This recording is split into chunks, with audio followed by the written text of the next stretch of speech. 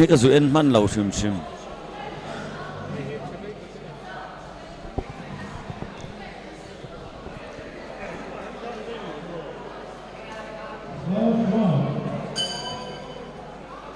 อ๋อหมูนุ่มตัวเนี่ยSerchhip lama nge Lawngtlai lama champion omang Lalngaihawmi Serchhip และ Rani อ๋อ Serchhip นี่อ๋อ experience ตั้มตักในตอนนี้อ่ะอ๋อมิจฉาระมาไทยจวนนั้น gold ไว้กลัวไล่เราละตอนนี้อันนี้คือไอโซลสายของไลน์นี่อ่ะnational แต่ notice ที่แต่เราเขลเจ้าต่อคันนี้ร้านนี้คือ national ไว้ขัดเราเขลไปต่อปกนี้ตัวนักขันนี่ blue card ดักเสียไหมone twoเรียกที่อัน blue นี่กัดทุกกรอนมัง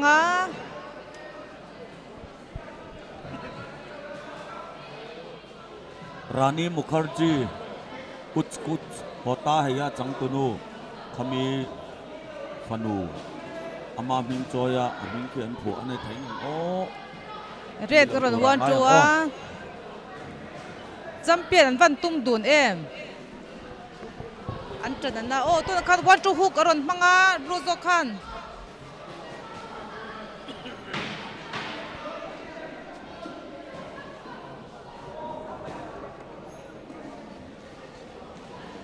red เป็นเราบุกเจ้า blue เราลูตัวค่ะนม fashion เราเจ้าเลต้าamateur boxing hi Olympic le boxing federation of India le Mizoram le India ti ming that na kong chun kal kong dik ani so wan chuan in amateur kan boxer te lu chur ro ham thatna atamania Misbah recognize เรา championship game เราแข่งเจนก็พอค่ะลามังเราเล่นรู้ลามังเล่นตูรินกันซ้อมเจ้าลามังรอนลุดโซ่เจ้า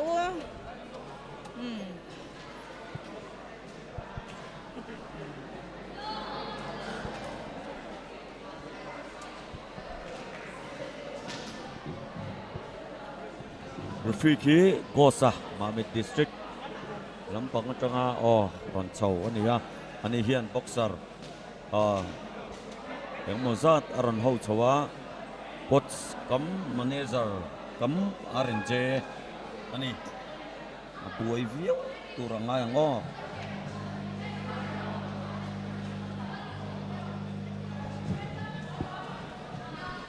เฮมิโซอากันเอ็นเลตูร์48 to 50 aron ito anga red ko nara Esther Lalshwaizel Aizol ron o mga blue ko nara Lalruat Feli Aizol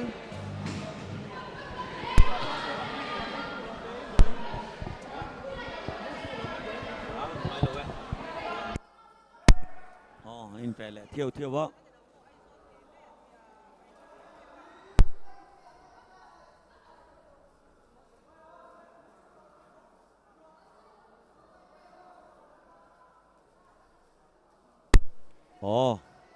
red in pasok one two in aluta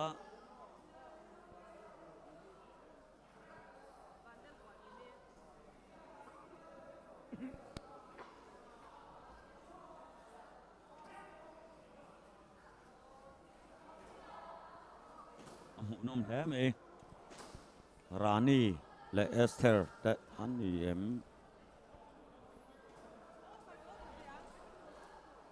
Rani และ Lalngaihawmi แต่นี่Lalngaihawmi red Rani blue one two hook karom fu chia ni red kan aron nak fu lau mai Hemizo bautar kan in le tur chu 48 to 50 red ko nara Esther Lalshwaizel Aizol blue ko nara Vandal Hual Himi Lawngtlai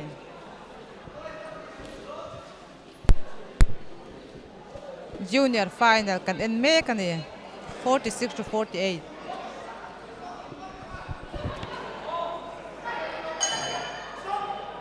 ở hôm hùng nôm em tu tak champion ang o Serchhip nge Lawngtlai lampang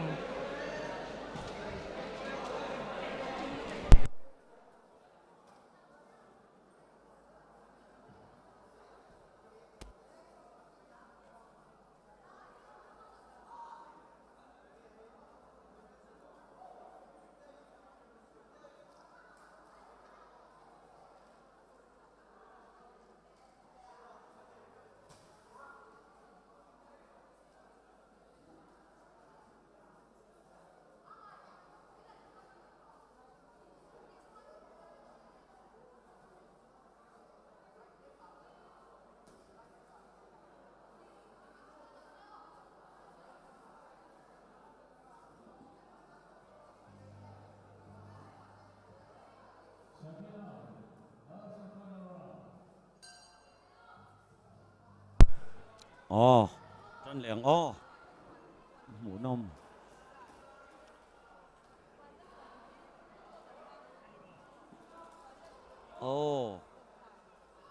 one two in re tin anh chụp thấy á Rani kia lú dễ thế thì lâu hiện in ring chung ở chốn pa về lệ sắc bọc à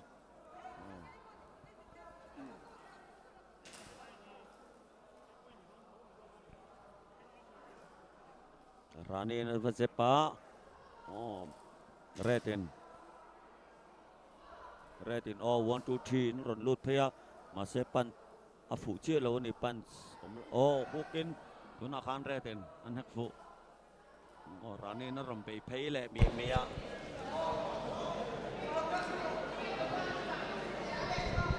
Sarukhan na naloen kaya Rani kaya lagi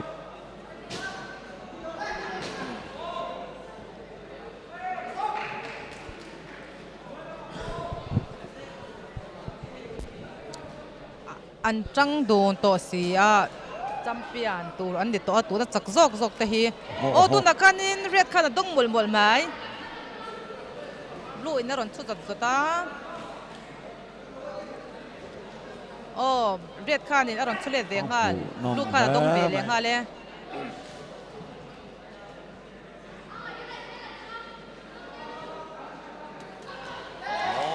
Retin tu nak kan right in one two na lu ta right kan aku ni two khang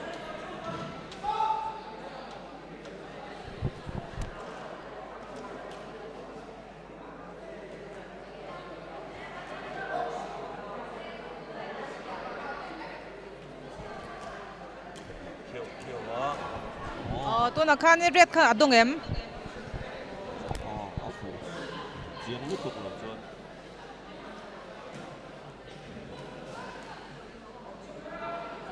an khe moi don tat ro anh thiam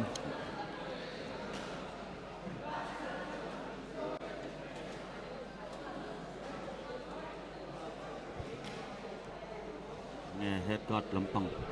từ phai lâu đồ mà nghĩ cần lại đó nè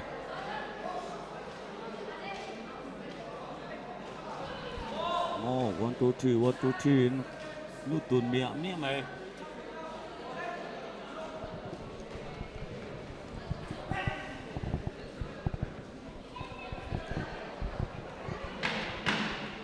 body punch man antuma blue khan ma se hlama ma ni retin jeb ko ron manga right left ron mang boka tu na khanin left red khanin nek fuyaคนเรlâu tế à hiện nên blue khan taking blue taking ta khan dal khop dai red khanin left hook ron nek em o tu na khan top ta champion tu top champion ang mo tu na yan kapula yan lalruat sela ron sentara ani hipin non kete ano niya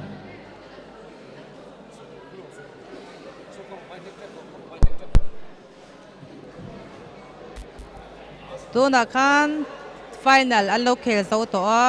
46-48 junior Serchhip nge Lawngtlai an champion ang hemi so about kan le tur hi 48-50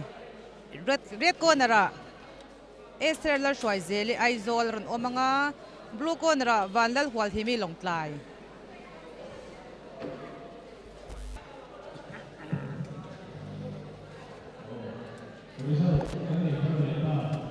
senior hian ana khel chi alawang tu tak chakang mo mo nom se